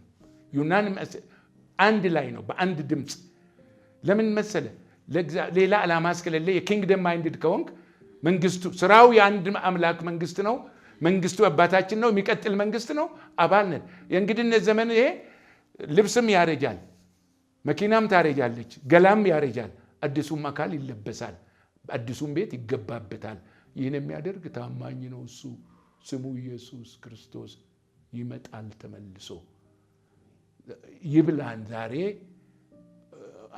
አንድ ጊዜ ቤቱን ለመጥረግ ለዋጮችን፣ የነጋዴዎችን አባቴን ቤት የሌባ ዋሻ አደረጋችሁ ያለው አደራውን የተቀበለው እኔ ብሄድ ይሻላል። መንፈስ ቅዱስ እሱ አላቅም፣ እኔ ይጠብቀን። አንድ ቀን መጥረግ እንትን ማንጓለል፣ መለየት፣ ማስተካከል ይሆናል። ኢየሱስም ይመጣል። ይህን ተስፋ ያደረግኩ ለምን አጉረመርማለሁ? እሱ በላይ አዋቂ አይደለሁም። ስለዚህ የአይኔ ስኳር መጣውን የዛሬ 23 ዓመት ስኳር ተገኘብኝ። ስኳሩን በደንብ አልያዝኩም። እንግዲህ ግን ከኔ ጋር አብሮ የተያዙ ደግሞ የለም። በሌላ በኩል አብሮ የተያዙ 2 ሰዎች በተለይ የሉም፣ ቆዩ ከሞቱ። ስኳሩ አለ። ይህ ስኳር አይኔ ውስጥ ይደማል። ከኮንፈረንስ ወደ ሌላ በዚህ ቦታውን እንትን በደቡብ ከዚህ ከቡሌ ሆራ አገረ ማርያም በቀኝ በኩል ወደ ውስጥ ማን ነው ስሟ ባካ እዛ አገልግዬ ባሌ ላይ ደግሞ ሌላ ስልጠና ስላለኝ እሱ ማቴሪያሎች በአፋን ኦሮሞና በአማርኛ እትመቱን በሰው ቁጥር አድርጌ አሽጌ ወደ ቤቴ ከሚገባ ያኪም ቀጠሮ አለብኝ። ግን እዛው ባሌ ልሂድና ተመመላለስም ከሚሆንብኝ ብዬ ሸሽመኔ ላይ አውርዶኝ አለፉ። ወደ ባሌ ሲሄድ የ5 ቀን ኮንፈረንስ ልጀምር ስልጠና ልጀምር አድሬ ሮቤ አድሬ ሂሱም አደርኩና ከሮቤ ሂሱ በማግስቱ አሁን ልጀምር ነው። ፊቴን ታጥቤ 2 ሰዓት 20 ጉዳይ ነው። መጽሐፍ ቅዱሴን አንብቤ ጸልዬ ፊቴን ልታጠብ ለቁርስ ስል አይኔን በእጄ እያሸው ትንስል ቀይ ነገር ደም አይኔ ላይ እዴ ምንድነው እይታዬን ጋረደኝ ስል እንግዲህ የሐኪሙንም ቀጠሮ አለማክበር የራሴ ችግር ነው። ይሄንን አንዳንዴ እኮ መንፈስ ቅዱስ እንመራለን ስንል በድካም አንገኝም። ሁሌ ፐርፌክት ነን እንዳልሆነም እንድታወቅ ነው። ምናልባት እግዚአብሔር ለበጎ ሊያደርገው ይችላል። ግን ለሁሉም ደግሞ ማናፈስም ጥሩ አይደለም። መንፈሳዊ ማድረግ ያለብንን ማድረግ ተገቢ ነው። ምክንያቱም በእኔ ሁኔታ አሁን እግዚአብሔር ራሱን በፈለገ ይገልጣል። ለሌላ ሰው ግን ይሄ ሕክምናን አቋርጦ በሕክምና ትንሽ ጊዜ ማቆየት ሲችል በስንፍና እንዳይከሰው ይሄንን እንትን እንዳይወሰድ መታከም ያለበት ይታከም። በሐኪሞች እግዚአብሔር ይጠቀማል። አላደረኩትም እቺ የኔ ስንፍና ናት ልበል። እዛ ውስጥ እግዚአብሔር የራሱ መንገድ አለ። እሱ መንገድ አያጣም። ሁልጊዜም ለበጎ ይለውጣል። እግዚአብሔር ለሚወዱ እንደ ሳብሎ የተጠሩ ነገር ሁሉ ለበጎ እንዲደረግና ቃልን ይላልና በኋላ ወደ ሐኪም መመለስ አለብህ ምናምን ኖ እችን ስልጠና ይጨርሳል። 5ቷን ቀን ጨረስኩ። በኮምፒውተር ላይ በላፕቶፕ ተደረገልኝ። በትልቁ ስክሪን በተቻለ መጠን ከፍ ተደርጎ ተደረገ።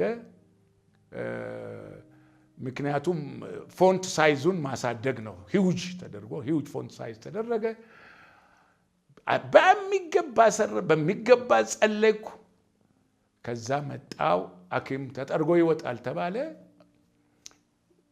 ትንሽ ቆያለ ሐኪሙ። ትንሽ መቆየት ነበረበት ያለውን አንዳንድ ሐኪሞች መቆየት አልነበረበትም ይላሉ። እሱም 3ኛው ኦፕራሲዮን ላይ ለምን ቆየ ያኔ አለ። እንዴ ዶክተር ያንተ ነው ቆየ ያልከኝ አልኩት። ዶክተሩ ብዙ ሰዎችን አድኗል። ዶክተሮቹ ባለቤቴን 2 አይኖቿን ኦፕራሲዮን አድርጎ በደንብ ድናለች። እኔ ጋር ሲደርስ ግን አልሆነም አይደል? አሁን ዶክተርን እኔ ወደዋለሁ። ስሙ እንኳን እንድነሳብኝ ማን ነው ስሙ ብሎ ደንበኞች እኮ ሊቀሩ ነው። አልነግራቸው። ምክንያቱም ገንዘብ እንዳላወጣ እንኳን ብዙ አግዞኝ በነፃ የምታከምበትን መንገድ አዘጋጅቶልኝ ሆኗል። ሆነ እንግዲህ ከሆነ ደግሞ እቺኛን 2ኛውንም አሁን 6 ጊዜ 7 ኦፕራሲዮን ሆኜ እንዲህ ከሆነ እቺኛውንም ኦፕራሲዮን ብሉኝስ ብዬ አላስነካም እስከምታይ ድረስ ትይልኝ። አልብ ካልሆነም ጌታ ሆይ አይን ያላቸው ሁሉ የኔ እግዚአብሔር አንድ ጎረቤቴ ሙሉ ወንጌል ሰው አለ። በቃ በጣም የዋህ ነው። አሊ ሀጎስ ይባላል። በቃ ያንተ አይን የኔ ነው አይደለ ይላለሁ። አዎ ይለኛል። በቃ ይዘኝ ተነስላለሁ። ያንተም አይን የኔ ነው። ቅድም አላስገባኝም እዚህ ቤት yes እንደ የኔ እጆች እኮ ሙሉ ናቸው። ስለ ሙሉ መቼ አውርቼ ጨረስኩ። ያዕቆብ ፈርዖን ዕድሜ ስንት ነው ሲል ዘመኔ ከፋብኝ ምናምን ስለ ራሔል መሞት እኮ ትዝ ብሎት ይሆናል። ስለ ዮሴፍ መጥፋት ያለቀሰ ዘመን ትዝ ብሎታል። ኧረ የእስራኤል አምላክ በስሜ የተጠራው ብዙ የተደረገልኝ ነገር እሱም ቢያወራው ስለ ፈርዖን ሰው ብሶት ነው የሚቀድመው። እና መልካሙን ተቆጥሮ እንደው አሁን አላየኝም ዝቆም እንደው ሸበላ ምናምን በቃ ምንድን ነው። እና እግዚአብሔር የተመሰገነ ይሁን። ደግሞ ይሄ ህይወት ብቻ ቢሆን ይቆጨኝ ይችላል። የሚያልፍ አለ የሚመጣ አዲስ የዘላለም ህይወት አለን። ስለዚህ ያን ተስፋ ካደረግን ምንም አይከብደንም ልልህ ነው። እንደገና ደግሜ በዚህ አይነት ነው አይኔ ያለው እየደከመች እቺ ትንሿ የኛው 100% አይም አሁን ቦታውን 7ኛው ኦፕራሲዮን ሲደረግ ከቦታው ምን ሆነች ጎደለች። እንደ መፍሰስ እንትን አይነት ሆነ እና 95% ሰው ያዳኑ እቺን እኔን ደግሞ ሆን ብለው አይደለም። አንዳንዴ መሳሳት መብትም ሰው ሆን ብለው አድርገ ኤቲክሳቸው አይፈቅድላቸውም። መልካምነት አሳይተውኛል እና የነሱ ስህተት ይሁን አይሁን ደግሞም ያም አልታወቅም። ስለዚህ አንዱ ሐኪም ብቻ ከውጭ የመጣው በስውር ልዩ ስፔሻሊስት ሽማግሌ ነው።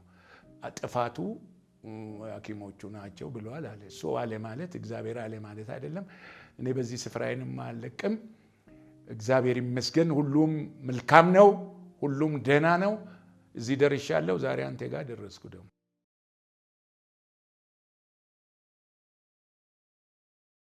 እኔ ከስትንፋሱ ይበልጥብኛል። እስትንፋስ አሁን ሳናውቅ በቀን ስንት ኦክሲጅን እንተነፍሳለን? ወደ ውስጥ ወደ ውጪ ብለህ ስትል ሌሊቱን ሙሉ ነው የምታድርበት። ከዛ በላይ ቅርብ ነው፣ አስፈላጊ ነው። ይረዳኛል፣ ያነቃኛል። ትንሽ ነገር ቅር ብሎኝ ልንገርህ 30 ደቂቃ ቆይቼ አላውቅም።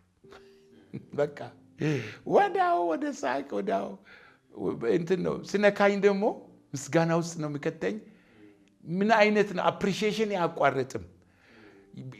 የበለጠ በገባኝ ቁጥር የበለጠ በቃላት ያቅተኛል። እንዴት አይነት ድንቅ ነህ፣ እንዴት ቅርብ ነህ፣ ፍቅር ነህ፣ ኤቭሪቲንግ አንተ ለኔ ሁሉ ነገር ነህ። ዋው በጣም ቅርቤ ነው። ዋው በጣም ቅርቤ ነው። ምን ቋንቋ የለኝም። ይረዳኛል፣ ያግዘኛል፣ ያጽናናኛል። ስሳሳት ይሸፍነኝ ግን ሳይመክረኝ አልፍም። ልክ ነህ አይል አጥፍቼ ልክ ነህ ብሎኝ አያውቅም። ማመቻመች ልክ አይደለም ይለኛል። በግድ በጫና አይደለም። ደግሞ እሰየው አበጀው ብዬ ደግሞ አልሄድም። ምናልባት ወጣቶች ይህን ነገር ይሰሙ ከሆነ ሆን ብለህ በዓላማ ኃጢአት አትስራ። ኦን ፐርፐስ አቅደበት። ምን ላድርግ ታዲያ እኔ ደካማ ነኝ፣ አይቻልም የሚባል ኃጢአት የለም። ይቻላል በእግዚአብሔር። አልችልም አልልም። እኔ አንድ ቀን 1000 ጊዜ ቢወድቅ እኔ አልቀበለውም። ኃጢአቱ አልፈልግም። ይሄን ኃጢአት ይሄን ጌታ ሆይ አልፈልግም። ብዙዎችን የጣለ ነው። እከሌም እንዲህ ነው፣ እከሌ ነው፣ ውሸት የተለመደ ነው፣ ምናምን ችግር የለም። ችግር አለው። አቅም አጣው። አቅም ወዳለው ነው የሚጠጋው እንጂ አላጸድቀውም ድካሜን። ስለዚህ ነግረዋለሁ። ሰዎች ምንድነው ይሄ ማንም ላይ ያለ ነው፣ በዚህ የማይፈተን የለም፣ ይሄን እግዚአብሔር አይቆጣጠርም። ኖ ኖ ኖ እግዚአብሔር ጻድቅ ነው። እንዴት እንዴ እኔ አቃተኝ ነው ማለት ያለብኝ እንጂ እንዳቃተኝ ደግሞ ያውቃል። አቅም ፍጠርልኝ፣ ጸጋን አብዛልኝ ነው እንጂ እዛ ተመቸኝ ብዬ ምን አለበት? ይሄማ አንተ ልክ አይደለም ማለት ነው እኮ እግዚአብሔርን። እሱ ልክ ነው፣ እኔ ነው ያቃተኝ፣ ደግሞ አቅም ነው የሚሰጠኝ። እንዲህ ያደረገኝ እዚህ ያደረሰኝ ምሕረቱ በዝቶልኝ አንድም ቀን አልጨከንም። አንድም ቀን ደጋግሞ እንኳን አይወቅሰኝም። እኔም ተመልሼ ህሊናዬ አያስተኛኝም። ሰውን አለመውደድ ነው የማልችለው። ብዙ ሰዎች ቢበድሉ እንኳን በእውነት እወዳቸዋለሁ፣ ጸልያለሁ። የበለጠ የሚጎዳኝን ሰው እንደውም የበለጠ እቀርባለሁ። እሱ ደግሞ ምን እንደሆነ አላውቅም። የበለጠ የሚያስቸግረኝን ሰው የበለጠ እለማመጠዋለሁ። እና እግዚአብሔር ታዲያ ይረዳኛል።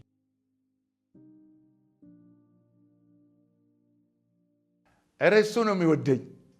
እኔማ እሱ ነው የሚወደኝ። እሱ የሚወደኝን ነው የገባኝ። በየዕለቱ እሱ የሚወደኝ ጥልቀት እየገባኝ እያፈርኩ አፍራለሁ። ብቻዬን ቁጭ ብዬ አፈርኩ እላለሁ። አሁን እኔ እወዳለሁ፣ አፈርኩ እኮ። የፍቅር ጥልቀት ያሳፍረኛል። አደራረግህ አሁን ሰው አደረገልኝ ለማንም ያደርጋል እግዚአብሔር። ወፍም ሳይሆን ሁሉ ያደርጋል። ነፍሱን የሰጠኝን ጌታ እንዴት አድርጌ ነው? በቃ ነፍስ እኮ ነው፣ ራሱን ነው የሰጠኝ። አዳነኝ እኮ። አይዞ እያለ እያናገረኝ እንዲሁ ያደረገኝ ቤት ይዞ ቤት ያደርሰኛል። አንድ ቀን ይዞኝ ይገባል። አንድ ቀን ፊት ለፊት አየዋለሁ።